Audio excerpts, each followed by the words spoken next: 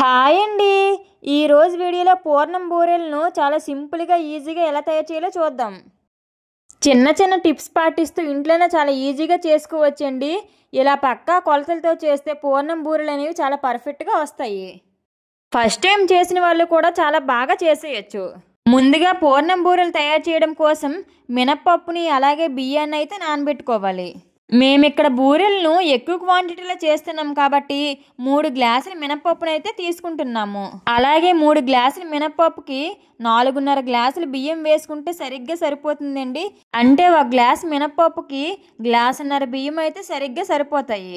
ఇలా పప్పుని బియ్యాన్ని తీసుకొని వీటిని కనీసం 4 గంటల పాటు నానబెట్టుకోవాలి.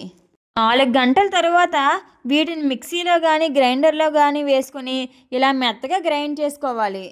పిండి కన్సిస్టెన్సీ అనేది ఈ వీడియో క్లిప్లో చూపిస్తున్నట్లు ఉండాలండి. ఇలా ఉంటే పూర్ణం పైన ఉండే తోపు అనేది చాలా పర్ఫెక్ట్గా వస్తుంది. ఈ పిండిని వాటర్లో వేసి చెక్ చేసుకుంటే ఇలా పైకి తేలాలి. ఇలా ఉంటే పిండి కన్సిస్టెన్సీ అనేది పర్ఫెక్ట్గా ఉన్నట్లు. ఇప్పుడు ఈ పిండి పైన మూత పెట్టుకుని 2 గంటల సేపు పక్కన పెట్టుకోవాలి. తరువాత పూర్ణం తయారు చేయడం కోసం 3 గ్లాసుల శనగపప్పునైతే తీసుకోవాలి. మనము శనగపప్పుని మినపప్పుని ఒకే క్వాంటిటీలో తీసుకోవాలి. ఇప్పుడు శనగపప్పుని 2-3 సార్లు పాటు బాగా వాష్ చేసుకొని ఈ శనగపప్పులో కొద్దిగా వాటర్ వేసుకొని కనీసం 1 గంట సేపు అయినా నాననివ్వాలి.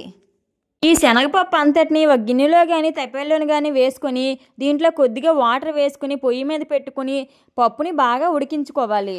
మీరు కావాలంటే కుక్కర్లోని పెట్టుకొని 2-3 విజిల్స్ వచ్చేంత వరకు ఉడికించుకుంటే సరిపోతుంది. ఇలా పప్పు ఉడకడానికి కనీసం 15 నిమిషాల సమయం పడుతుంది. ఇలా పప్పు అంతా బాగా ఉడికిపోయిన తర్వాత ఎక్స్ట్రా ఉన్న వాటర్ని వడకట్టేసి మిగతా పప్పుని ఇలా గరిటెతో బాగా మెదుపుకోవాలి. పప్పు అంతా ఈ విధంగా మెదుపుకున్న తర్వాత మనం ఇప్పుడు ఏ గ్లాస్తో అయితే పప్పుని తీసుకున్నామో అదే గ్లాస్తో 4 గ్లాసులు పంచదార వేసుకుంటే సరిగ్గా సరిపోతుంది. మేము ఇక్కడ బూరెలను పంచదారతో చేస్తున్నాము. మీరు కావాలంటే బెల్లంతోనైనా బూరెలు చేసుకోవచ్చు. ఎలా చేసుకున్నా సరే బూరెలు మాత్రం చాలా టేస్ట్గా ఉంటాయి. ఇలా పంచదార అంతా వేసుకున్న తర్వాత పంచదారని బాగా మిక్స్ చేస్తూ కలుపుకోవాలి. ఇప్పుడు ఈ మిశ్రమాన్ని అంతటిని 1-2 నిమిషాల పాటు పొయ్యి మీద పెట్టుకుంటే పంచదార అనేది బాగా కరిగిపోతుంది. పంచదార అంతా బాగా కరిగిపోయిన తర్వాత ఇప్పుడు దీనిలో మేము కొబ్బరి తురుముని అయితే వేసుకుంటున్నాము. ఈ కొబ్బరి తురుము వేయడం వల్ల బూరె అనేది ఇంకా టేస్ట్గా ఉంటుంది.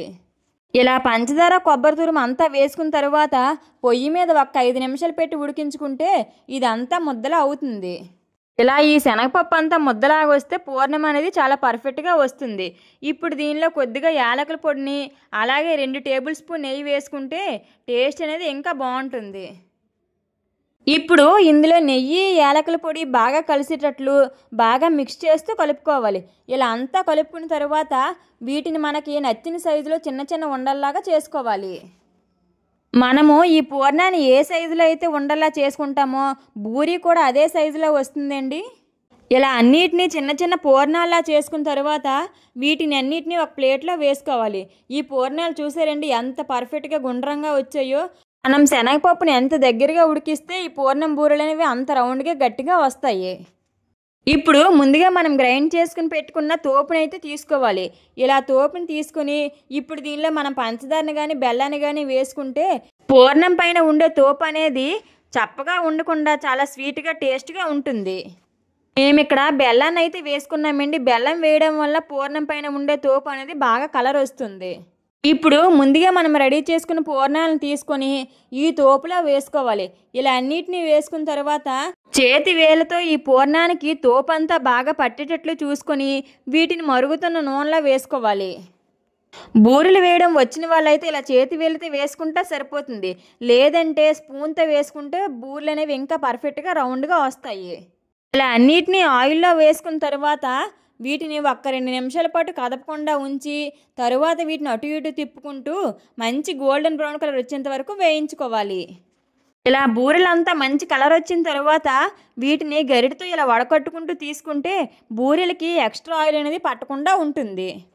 ఇలాగే మిగతా బూరెలను కూడా ఇలా తోపులో ముంచేసి చేతి వేలతో వేసుకుంటే బూరెలు అనేవి చాలా పర్ఫెక్ట్గా వస్తాయి.